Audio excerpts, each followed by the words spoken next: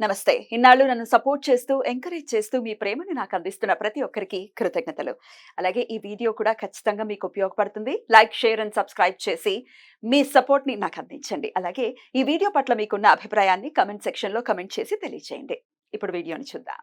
జ్యోతిష్య శాస్త్రం ఒక అద్భుతం. వేదాంగమైన జ్యోతిష్య శాస్త్రం అనేటువంటిది మానవ జీవన గమనానికి ఒక వరం. జ్యోతిష్య శాస్త్రం నీ జీవితంలో వెలుగునింపే ఒక భాష. ఆ భాష నీకు అర్థమైతే ప్రకృతి నీతో మాట్లాడుతుంది. అస్ట్రాలజీ నేర్చుకోవాలి అనుకునే వారికి అద్భుత అవకాశం. మురళీధర శర్మ గారి అస్ట్రాలజీ క్లాసెస్ అతి త్వరలో మొదలు కాబోతున్నాయి. 100% జాబ్ గ్యారంటీ. వివరాల కొరకు సంప్రదించండి. నమస్తే, వెల్కమ్ టు అవర్ ఛానల్. నేను పద్మిని. ప్రస్తుతంతో పాటు ప్రముఖ ఆధ్యాత్మికవేత్త, ఆస్ట్రోన్యూమరాలజిస్ట్, వేదిక్ వాస్తు స్పెషలిస్ట్, శ్రీ విద్య మరియు హనుమత్ ఉపాసకులు బ్రహ్మశ్రీ డాక్టర్ సిస్లా జయశంకర్ గారు మనతో పాటు ఉన్నారు. మాట్లాడదాం సార్. నమస్తే సార్. మా ఆయుష్మతి భవ. సార్, శ్రావణ మాసానికి సంబంధించి ద్వాదశ రాశి ఫలాలు మీరు అందిస్తూ ఉంటారు.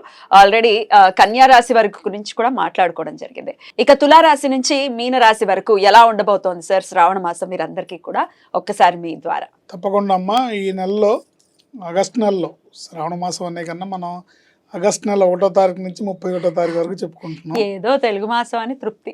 ఈ నెలలో గురువు వృషభంలోను అంటే శుక్రస్థానంలో, రాహు మీనంలోను, కేతు కన్యలోను, శని భగవానుడు కుంభంలోను, రవి కర్కాటకంలో, శుక్రబుధులు సింహంలో, కుజుడు వృషభంలో సంచరిస్తున్నారు. ఈ నెల రవి కర్కాటక రాశిలో 17వ తేదీ మధ్యాహ్నం 1:20 వరకు ఉండి తర్వాత తన స్వక్షేత్రమైన సింహరాశిలోకి ప్రవేశిస్తున్నాడు. కుజుడు వృషభ రాశి నుండి తృతీయ స్థానమైన మిథున రాశిలోకి ప్రవేశిస్తున్నాడు. ఆగస్టు 26 వరకు వృషభంలోను తర్వాత మిథునంలోను ఆయన ప్రవేశిస్తాడు. శుక్రుడు ఆగస్టు 24 వరకు సింహంలోను తర్వాత కన్యలోను సంచరిస్తాడు. బుధుడు ఆగస్టు 24 వరకు సింహంలో ఉండి వక్రించి కర్కాటకంలోకి ప్రవేశిస్తున్నాడు. ఇది ఈ నెల, ఈ శ్రావణ మాసపు ఆగస్టు నెల గ్రహస్థితి, గోచారంలో ఉండే గ్రహస్థితి. ఇక మేజర్గా ఖచ్చితంగా మాస ఫలాలు ఖచ్చితంగా చూసుకుంటూ ఉండాలి. ఎందుకంటే కొన్ని గ్రహాలు 1 మంత్కి ఒకసారి అలా తిరిగిపోతూ ఉంటాయి. సూర్య, బుధ, కుజ, శుక్ర, వీటి ఇంపాక్ట్ కూడా చాలా ఉంటాయి కాబట్టి డెఫినెట్గా చూసుకోవాలి. ఇక డైలీ ఫలాలు కూడా చంద్రుని ఆధారితం చేసుకుని డైలీ కూడా చూసుకుంటూ ఉంటారు. ఇక పెద్ద గ్రహాలు ఎలాగో ఉండనున్నా సంవత్సరానికి సరిపడా చూసుకుంటాం. సో మరి శ్రావణ మాసం అంటేనే డెఫినెట్గా ఒక అద్భుతమైనటువంటి మాసం. అటు దేదీప్యమానంగా అమ్మవారికి సంబంధించినటువంటి క్రతువులు అనుకోవచ్చు, లేకపోతే శివుడికి కూడా అత్యంత ప్రీతికరమైనటువంటి మాసంగా కూడా ఈ మాసాన్ని చెప్తారు. ఎలాగో అందరూ ఈ రెమెడీలు ఆ రెమెడీలు అని కదా, ఇలాగా అమ్మవారి ఆరాధనలో ప్రత్యేకించి ఉంటారు కదండి. శ్రావణ లక్ష్మి, ఆ శ్రావణ మాసం అంటేనే ఒక పవిత్రత, ఒక పండగ వాతావరణం వెల్లివిరుస్తుంది. శ్రావణం అనే దాంట్లోనే ఆ వైబ్రేషన్ ఉంది. ఏదో తెలియని ఒక ఆనందం అయితే ఖచ్చితంగా మానసిక ఆనందం. శ్రావణ మాసం అనగానే ఒక మానసికమైన ఆనందం లభిస్తుంది మనకి. సో ఇక నుంచి అంటే ఇప్పటిదాకా మనం శూన్యమాసాలు అన్ని ముహూర్తాలు ఏమి లేకుండా స్తబ్దంగా నడిచింది. ఇక్కడి నుంచి ఇక అంతా హడావిడి మొదలైంది. అంటే ఆషాఢ మాసంలో బోనాలు మొదలైనవి.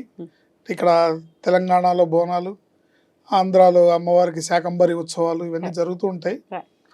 బట్ ఏదేమైనప్పటికీ శ్రావణ మాసం అనేది ఒక ఉత్సాహభరితంగా, ఉల్లాసభరితంగా, పేరు చెప్తేనే ఒక మంచి వైబ్రేషన్తో ఉంటుంది. ఇక ముహూర్తాలు కూడా ఉంటాయి కాబట్టి ఇక పెళ్ళిళ్ళు అన్ని రకాల చక్కటి శుభకార్యాలకు కూడా చక్కటి సమయం కాబట్టి ఇక ద్వాదశ రాశి ఫలాలకు కూడా ఒకసారి తెలుసుకుంటే ఏ విషయాల్లో జాగ్రత్తలు తీసుకోవాలి అనేది ఇప్పుడు ఒకసారి తెలుసుకుందాం. ఏదేమైనప్పటికీ జన్మ జాతకాన్ని చూపించుకోవాలి.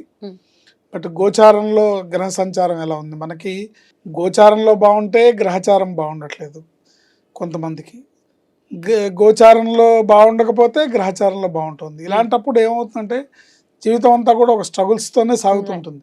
గోచారంలో బాగుండి గ్రహచారంలో కూడా బాగుంటే వాళ్ళకి మంచి ఫలితాలు వస్తాయి. మరి ఎవరికి వస్తున్నాయి ఏంటి ఇండికేషన్? ఇది ఎండ్ ఆఫ్ ది డే ఇలా ఈ ఇండికేషన్స్ ఉన్నాయి, జాగ్రత్త వహించండి, ఇది జరగబోతోంది, హ్యాపీగా ఉంది. గోచారంలో ఉన్న గ్రహస్థితిని బట్టి తీసుకోవాల్సిన జాగ్రత్తలు తీసుకుంటే ప్రమాదాల బారిన పడకుండా, ఇబ్బందుల బారిన పడకుండా క్షేమంగా ముందుకు సాగుతాం. మరి తులారాశి వారికి ఎలా ఉండబోతోంది సార్ ఈ శ్రావణ మాసం?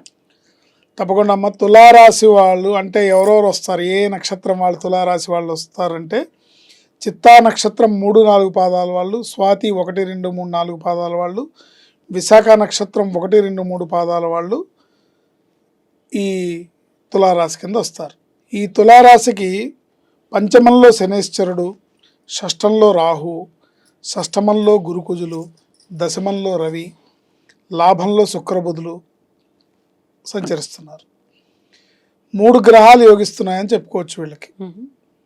ఆర్థికంగా బాగుంటుంది. ఆరోగ్య విషయంలో జాగ్రత్తలు అవసరం. అష్టమంలో గురుకుజుల కలయిక వలన స్థిరాస్తి వ్యవహారాలు అంటే ఇళ్ళు, పొలాలు, అమ్మకాలు, కొనుగోలు విషయాల్లో అప్రమత్తంగా ఉండాలి. ట్రాన్స్ఫర్లు, బదిలీల విషయంలో అంటే ట్రాన్స్ఫర్లు అన్నా బదిలీలు అన్న ఒకటే. ఆ ఉద్యోగ విషయంలో ఇబ్బందులు ఉంటాయి. అంటే అనుకోకుండా ఇష్టం లేని ప్రాంతానికి ట్రాన్స్ఫర్ అవడం తనకి అవి ఇబ్బందికరంగా అలాంటి ఇబ్బందులు ఉంటాయి. వివాహ ప్రయత్నాలు సఫలీకృతం అవుతాయి. కోర్టు వ్యవహారాలు, కేసులు మొదలైన విషయాల్లో వాయిదా వేసుకోవడం మంచిది. ఏది ఏమైనప్పటికీ ఈ నెలలో ఈ రాశి వారికి అనుకూలత కంటే ప్రతికూలత ఎక్కువ శాతం ఉండటం వలన పుణ్యక్షేత్రాలు, తీర్థయాత్రలు చేయడం మంచిది. బడ్జెట్ వేసుకోకుండా ఈ విధంగా తీర్థయాత్రలు, ప్రయాణాలు, తీర్థయాత్రలు, పుణ్యక్షేత్రాలు దర్శించడం వల్ల మేలు కలుగుతుంది. ఎందుకంటే మీరు తీర్థయాత్రలు చేయకుండా ఖర్చు అవ్వాల్సిన డబ్బుని అనవసరంగా హాస్పిటల్ మనం ఆపలేం. అనవసరంగా ఖర్చు అయ్యే యోగ్యత ఉందనుకోండి, దాన్ని ఆపలేం. అందుకని వృధాగా ఇతరత్ర అయ్యే ఖర్చుని ఈ విధంగా సద్వినియోగం చేసుకోవడం మంచిది.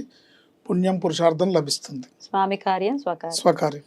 గురుచరిత్ర, శ్రీవల్లభ స్వామి చరితామృత పారాయణం, ప్రతి గురువారం దత్తాత్రేయ స్వామి లేదా సాయిబాబాను కానీ దర్శించుకోవడం మేలు చేస్తుంది. గురువారం గోవుకి నానబెట్టిన శనగలు దానాగా సమర్పించాలి.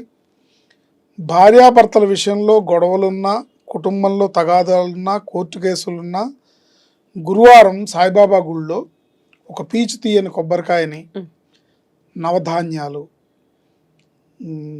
సాంబ్రాణి, ఓ 4 అగరబత్తీలు ఇవి చేతిలో పట్టుకొని 9 ప్రదక్షిణాలు చేసి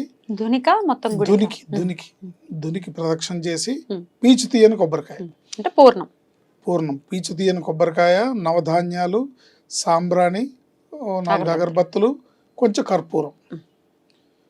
ఇవి కర్పూరం మళ్ళీ ప్లాస్టిక్ ప్యాకెట్ నుంచి చింపి చేతిలో పట్టుకోవాలి. ప్లాస్టిక్తో సహా వేయకూడదు. దుని చుట్టూ 9 ప్రదక్షిణాలు చేసి వేస్తే కాస్త భార్యాభర్తల మధ్యలో ప్రశాంతత లభించే అవకాశం ఉంటుంది. ఇలా ఒక్క గురువారం వేయమంటారా? ఎంత వేస్తే అంత మంచిది. ప్రతి గురువారం వేస్తే మంచిది. ఈ నెలలో కంపల్సరీ చేస్తే మంచిది. కనీసం ఈ నెలలో వచ్చే 4 వారాలన్నా చేయండి. నెక్స్ట్ నెలలో మళ్ళీ గోచార ఫలితం ఎలా ఉందో చూసుకుందాం. ఈ నెలకైతే చేస్తే మంచిది. ఇలా ఎప్పటికీ చేసినా కూడా తప్పులేదు. ప్రతి గురువారం చేసినా తప్పులేదు. శ్రీదత్త శరణం మమ అనే మంత్రాన్ని నిరంతరం స్మరించుకోవడం వల్ల అన్ని రకాలుగా సత్ఫలితాలు ప్రసాదిస్తుంది. రైట్, అద్భుతం సార్. ఒక మంచి మంచంగానే ఖచ్చితంగా కన్సిడర్ చేసుకోవచ్చు తులా రాశి వారికి. అయితే ఆరోగ్య విషయంలో జాగ్రత్తలు చెప్తున్నారు, భార్యాభర్తల విషయాల్లో జాగ్రత్తలు చెప్తున్నారు. వీటి విషయాల్లో జాగ్రత్తలు తీసుకుంటూ ఇట్స్ అన్ ఇండికేషన్ కాబట్టి చెప్పిన పరిహారం చేసుకుని ఈ మాసం అంతా కూడా పీస్ఫుల్ గా వెళ్ళాలి తులారాశి వారికి అని మనస్ఫూర్తిగా కోరుకుంటూ thank you so much sir. ఇక నెక్స్ట్ ఎపిసోడ్ లో వృశ్చిక రాశి గురించి మాట్లాడుకుందాం. నమస్కారం అండి. ఆయుష్మతి భవ.